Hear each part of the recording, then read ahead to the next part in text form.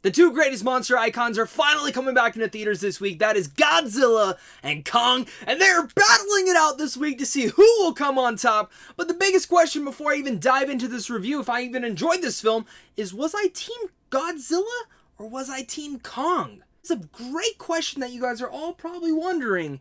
And well, I got the answer for you right here. I'm Team Kong, baby! Ooh, yeah! Let's get to it!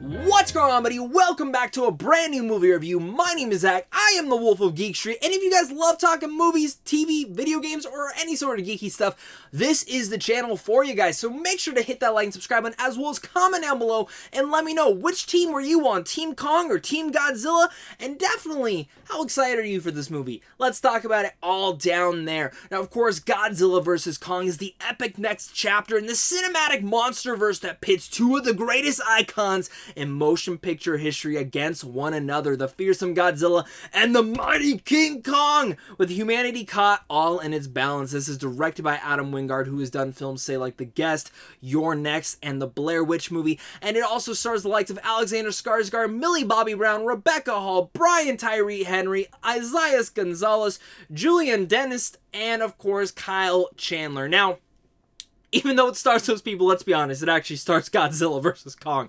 They are the two main characters of this entire film.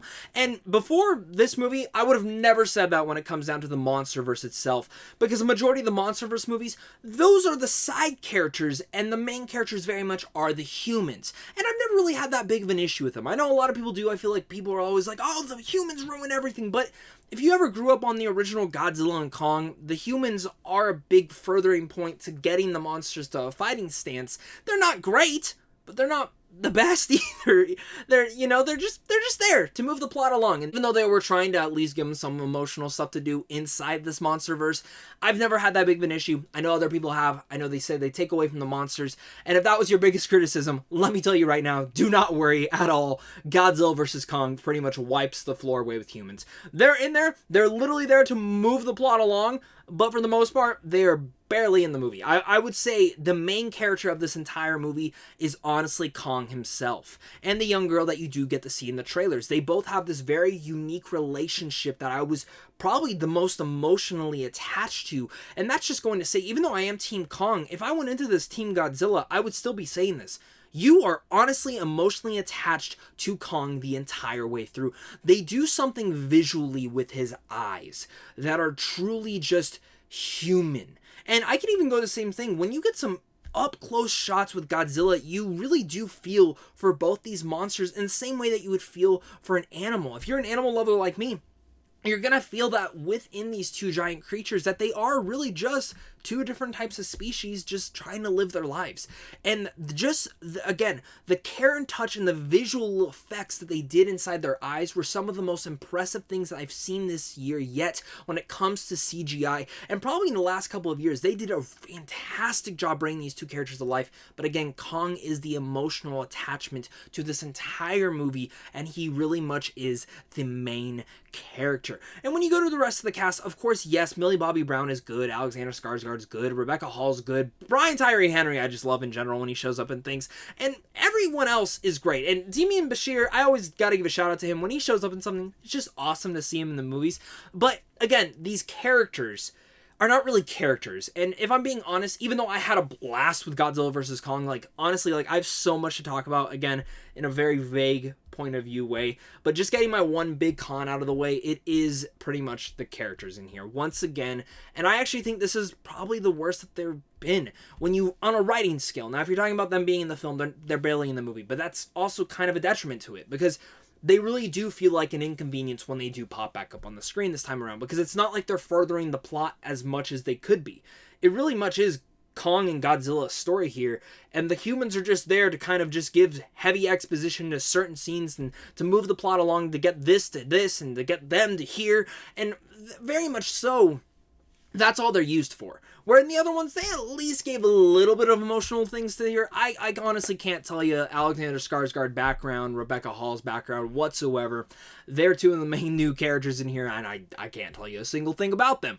And again, only that little girl in here was really the one that they focused in on the most. I just need to mention that they are so paper thin in here that anytime you honestly went back to them, it did feel like an inconvenience. But I did care about, again, were the monsters and seeing them fight. And again, that is something that we all want to see from these movies, and Adam Wingard heard that. He took the complaints from every single movie and said, you know what? You don't want to see the humans? Fine. I'm just going to give you the damn monsters fighting. And that's exactly what it is.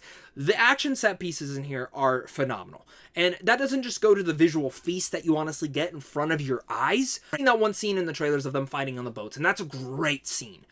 But the last, I would say the last, like, build up to the third act, like the ending of the second act, heading into the finale, is amazing.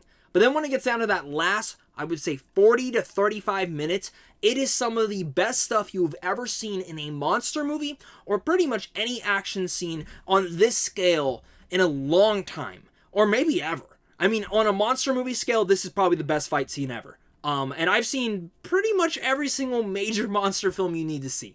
It is honestly phenomenal what Adam Wingard was able to pull up, because it's not like close-in shots where you can't really see what's happening. It is wide shots of these two giant kaijus going at it. And the trailers, for the most part, yes, they showed some cool scenes, but they hit a lot in here. A lot of badass moments that I was so happy I didn't get to see. I got to thoroughly be surprised by when I saw them on the screen for the first time here, of them just going at it. Adam Wingard does some really cool camera placements and really making you feel like you were in the fight with Kong and Godzilla. And for the most part, the best thing is just how the fight scenes are lit by a cinematography realm as well. It's not dark. You see all the pulls, all the punches, all the climbing, the mantling, all sorts of things like that. And if you're like me and you remember the game War of the Monsters, it felt exactly like that. And if you've never played War of the Monsters, you really should. You can buy it on the PS4 right now. Anytime I get to talk about that game, I will definitely sell people to go play it. That's what Godzilla vs. Kong is. It's an epic fight night that you want to dive into. And yes, the characters, they're so paper thin and they suck. But man, is the story, the mythology, everything they're building in here just freaking epic. And when it comes down to Godzilla vs. Kong, it's everything you want it to be and more. It's more than you could ever expect. And again, that last 35 minutes will truly blow you away. And I haven't even spoke about Junkie XL's score yet, which is just top notch, bringing this entire world to life. And that's what I love, is how each of these Monsterverse films, they feel so different, but so in the same world. And it's really interesting to see how, again, Wingard was able to bring this world to life in his own flair. It feels like he took two of his favorite Godzilla and Kong toys and made them go at it, giving them cool weapons, giving them cool powers to use throughout it, and just overall just impressing the hell out of me. Godzilla vs. Kong is a must-see in theaters. I cannot emphasize that enough. If you can see this in theaters and you feel safe going to the theaters, see Godzilla vs. Kong in theaters. I had to watch this at home, but I am very much planning on going opening night to see this movie again, because it is one that is a must-see because of the visual feast that brings to life two of the most iconic monsters in the best way yet. It's fast, and I mean the pacing is fast. This is the shortest monster movie yet, and it feels short, but the way that it moves at its fast pace, again, skips over all the human characters, says do not worry about them, do not give one crap about them. We're going full force into all these monsters, and it's action-packed. Exactly what you expect out of this epic fight night, and the last 35 minutes, once again, will just completely blow your mind away. The cinematography is great. The visual effects are amazing. The monsters are incredible, and just seeing Kong and Godzilla, like, this is the best they've looked visually yet, and honestly, you care about both of them, especially Kong. The stuff they did just visually within his face and eyes honestly brought me to, like, my animal-loving nature, and I loved it. There's so much that I want to speak about within Godzilla vs. Kong, just certain little things they did with the action sequences, but that would be like wrong of me to talk about because again, that is a spoiler. I'm saying vague for all of you guys. So go see Godzilla vs Kong and then come back and let's talk about it down below in the comment section. But guys, with all that said, I'm going to give Godzilla vs Kong a B+. Thank you guys once again for clicking on this video. I had a blast talking Godzilla vs Kong with you guys, and I hope you guys had a blast as well. This is a movie that I really hope you guys get to check out in theaters, and if you don't, totally understand. Just make sure to comment down below and let me know your guys' thought. Which team are you on? As well as head on over to Samchon Films on how to see films early. And of course, just a big thank you to you and a big thank you to my Patreon supporters, because without you, I wouldn't be able to do this. So of course, until next time, boom, boom, boom! Godzilla vs Kong, baby. Gotta say it one more time. Can't believe we got these guys fighting on the big screen once again. So, of course, stay classy.